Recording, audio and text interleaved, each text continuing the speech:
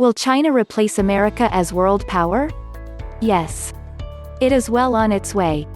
But before you declare my views as heretical, listen. You can find stats that say US is greater than China.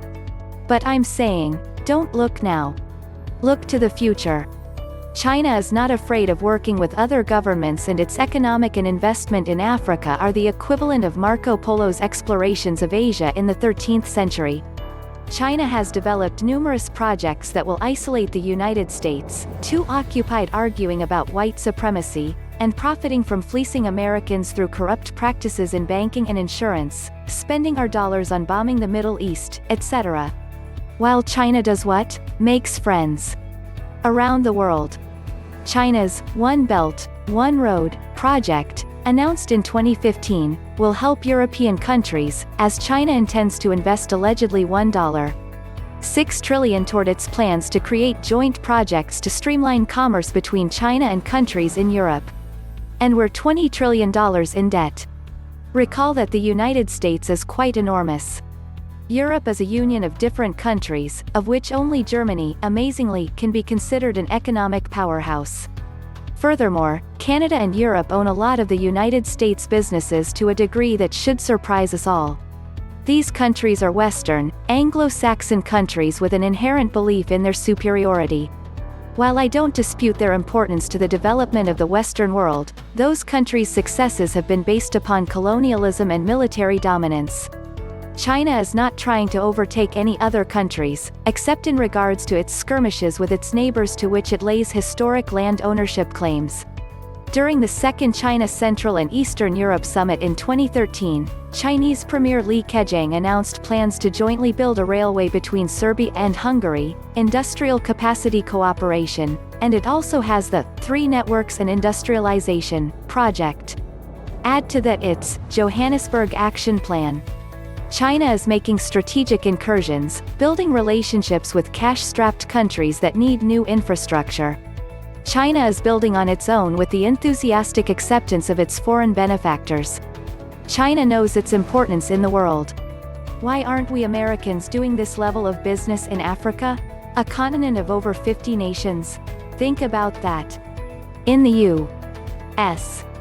are told we are the greatest, especially on Fox News. The movies say it, and the world parrots it. We are a great country. No doubt. And we don't have to be great again, we just need to be better for all Americans. But here's why China has already taken over. They have a larger population, a larger landmass, a centralized government that enforces stability to the nth degree, which is why we decry communism. They don't appear to have the same freedoms we have. However, the government isn't in their pocket taking their money for wars, either. My good Chinese friend who moved here has no idea what our tax system is like.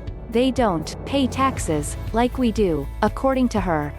This centralized government is able to make decisions more rapidly than we can, as we have 3 different branches in perpetual competition, a hallmark of our greatness, but also a detriment to efficient decision-making. I'm not saying that China is as developed as the USA. They are not. But they are on the way. Here's why China will overtake America. While we're busy arguing about whether God is responsible for climate change, they are doing something about it. China is recognizing that its own economic stability rests upon curbing its pollution. China will be green before you know it, while we bomb the Middle East for that oil we never get, and Chinese businesses will boom even more as they find new ways to go green and make a buck, too. It is the only adult in the room right now. It knows how much it contributes to the world pollution levels, and rather than live with its head in the sand, it's finally waking up to the reality of our planet's endangerment, with which the U.S.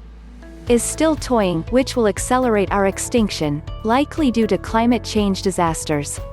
2 decades ago, I was selected by the U.S.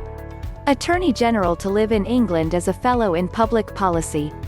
Along with other U.S. officials, I was a regular attorney, nobody important, per se, in different disciplines. We visited NATO, the European Commission, both in Brussels, Belgium, which was, at the time, still in its infancy. It was making the transition from the European Economic Commission to the European Union. They asked us what we thought about the emergence of the Union. I told them then, as I believe now, Europe is not China. China will win the future. I wasn't thinking about India at the time because until the advent of computers, nobody really thought of India as an economic power. Foolish me. India is the fastest developing nation in the world because it believes in education, and has cornered the information technology market. But, like the United States, its caste system will never allow it to be great because it is not an inclusive culture, pretty much like the U.S., which needs a second class above which others can feel superior. Back to China. Lest you call me an infidel for appearing to love China, here are some of the downsides. Is there corruption in China? Yes. Everyone is on the take. They bargain for everything, give kickbacks and do things we'd be imprisoned for in a heartbeat. Crime pays here in the U.S. 2. For the influential people who can get away with it, the rest of us go to jail. They will find the quickest way to a solution. I am told, even cheating is rampant in the schools. I am told this by one Chinese person, however, so I can't say that with any degree of authority.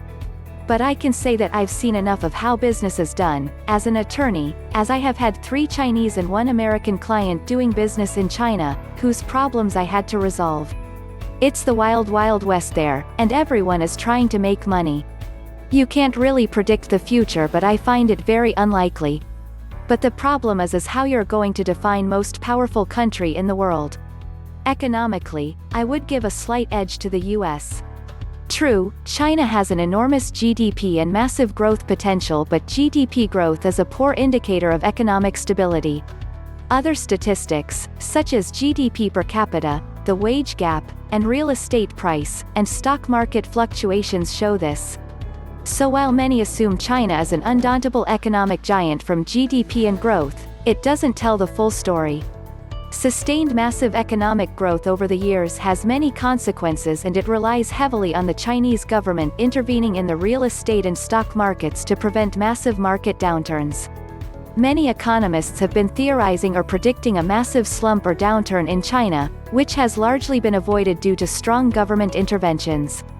This is significant because the power of the U.S. economy is not just with its GDP but with its pure stability and market access. There's a reason the dollar is the de facto currency of the world. The U.S. is the center pin of the entire world economy because A. It's stable, B. It's reliable, and C. Relatively predictable. Even with the crisis in the past few years, we're still the most stable investment in the world, because if the US economy ever fails, the world's economy fails. Investing in China, on the other hand, can be quite a gamble. You never know how volatile the market is or how the government reacts. In terms of economic influence, it'd require a complete change in the way China does business for that to change. Another advantage I think is that the US has a pretty strong internal economy, whereas China is mostly dependent on trade. Both countries would lose a lot if they ever went toe-to-toe economically. But China would perhaps stand to lose a bit more. An economic sanction, getting really hypothetical here, would basically cripple China. It'd damage the US a hell of a lot too, even possibly destabilizing our currency, but we'd weather it a shade better. Hard to say here. Militarily, again, it depends on how you define most powerful. China is, without a doubt, the biggest military power in Asia. However, the US is the biggest military in the world. These might seem contradictory, but they are 2 massively important distinctions. We have more presence and ability to project ourselves anywhere in the world. We have strong tech and great capabilities to wage war. So does China, but their sphere of power is limited mostly to around their territory. But this is key: we have our power spread out throughout the world while China just focuses on one area. If we tried to fight a war in East Asia against China, I have no doubt that the US would fight a losing battle. That's their territory. The most we can accomplish is defending our allies against a Chinese invasion, and that would rely mostly on a strong economic and world backlash against China. China trying to fight anywhere outside their sphere? Now the results are flipped. They don't have the logistics, allies, or capability to really do anything but expand their influence in Asia. Neither do they have the interest. Note all of these scenarios are so unlikely, you'd might as well call them fantasy. Our main deterrent against China is mostly political and economic. We've ended the possibility of straight-up war between superpowers since we invented the nuke.